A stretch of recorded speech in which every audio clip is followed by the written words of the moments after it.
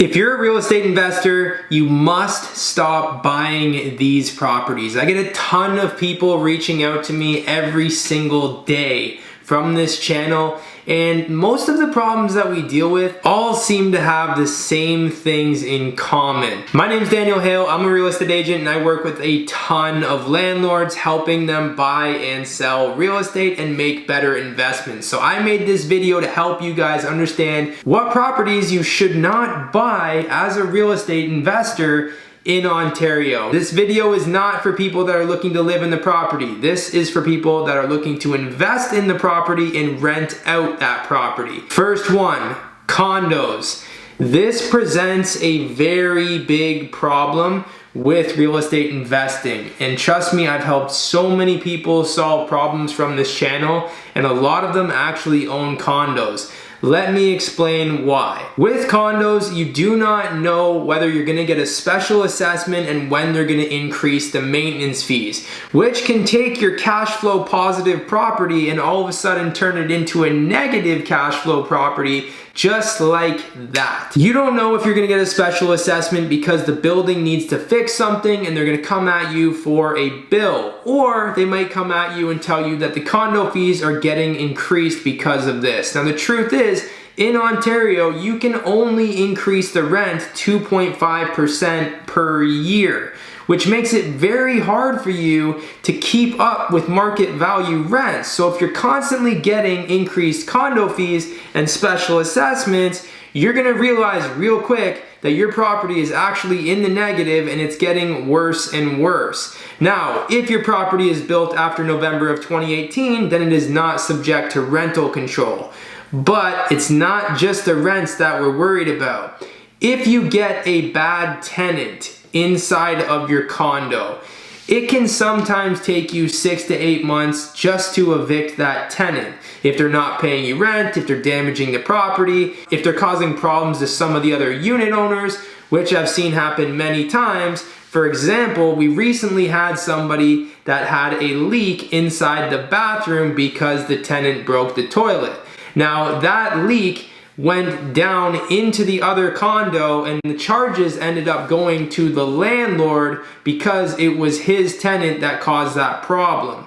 Now you also have the condo managers who will issue you notices if your tenant is causing problems. And in Ontario, you can't just evict a tenant like that. It takes time. So condos, not so good of an investment. Now the other side of it is, it's only one door, meaning one unit. If that tenant stops paying you rent and you need that 4 to 6 month period to get the eviction order in order to get your unit back, you're stuck floating all of the expenses on that property while you're dealing with the problem. And I've had a few clients from this channel that have had condos with tenants that haven't been paying rent and with tenants that have been damaging the property. And it takes me a little bit of time to solve these problems, and sadly, they gotta float those bills. We gotta deal with condo management during this time, make sure the landlord's not getting fined if the tenant's breaking the rules, which also is another thing to make sure that you're aware of. All condos have rules, and if the tenant doesn't abide by those rules, that's a problem. The rules of the condo, the tenant must abide by, but if they don't, you still need to get to a landlord and tenant board hearing to solve that problem.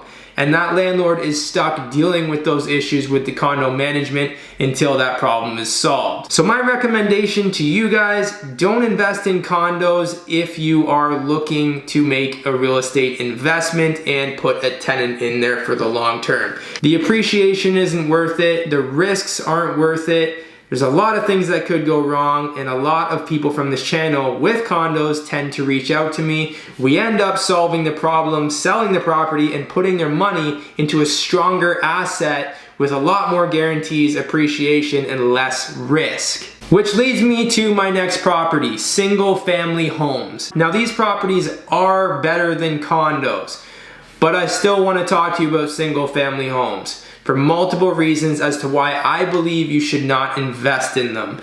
Now, some people have bought single family homes about 10 years ago, 5 years ago, that have gone up in value a lot, and they've made a lot of money on the appreciation side there, which is great. But there's still downfalls. Similar to the condo, you only have one door, meaning one entire unit. So again, if that tenant stops paying you rent, you are stuck floating the entire property, having to make sure that you're managing all of the expenses. And in today's time when interest rates went up, this is getting a lot more difficult on a lot of landlords. So you're at risk if the tenant stops paying rent of floating all those expenses and being stuck with that period of 4 to 6 months of working on the eviction here in Ontario just so you can get your property back and solve that problem. Now, the other thing with single family homes, the tenants tend to stay there for a very long time. Now, as a real estate investor, you're here to maximize your investment. You need rents to stay at market value or very close to. If they are not at market value or close to, when interest rates change and they go up or anything changes, it's very hard for you to get a single family home with one unit to cash flow. A lot of times, unless you've owned it for 10, 15, 20 years, it will be in the negative cash flow, because I'm talking about buying right now. Now, the other thing with single family homes, if the tenant causes damage to the property, you could be looking at anywhere from $100 to $150, sometimes $200,000 just to renovate that property again if they're in there for 5 years and they do a number on the property. I just recently sold a home in Mississauga, Ontario. Thankfully, we got a great price. I was able to evict the tenant because he wasn't paying rent, and we sold this property for $1.1 million. Now, the problem is, however, is the tenant did a lot of damages on this property. This property needs a new kitchen, new bathrooms, new floors. It needs paint. It was left in a complete and utter disaster of a mess. And the truth is, the landlord could have actually sold this property in the $1.2 million range. But because of the damages and everything caused to the property, he sold it for about $100,000 less than what it was worth. Potentially $150,000 less than what it was worth. Now, this presents a problem here because if he renovated it himself, he would still make the same amount of money.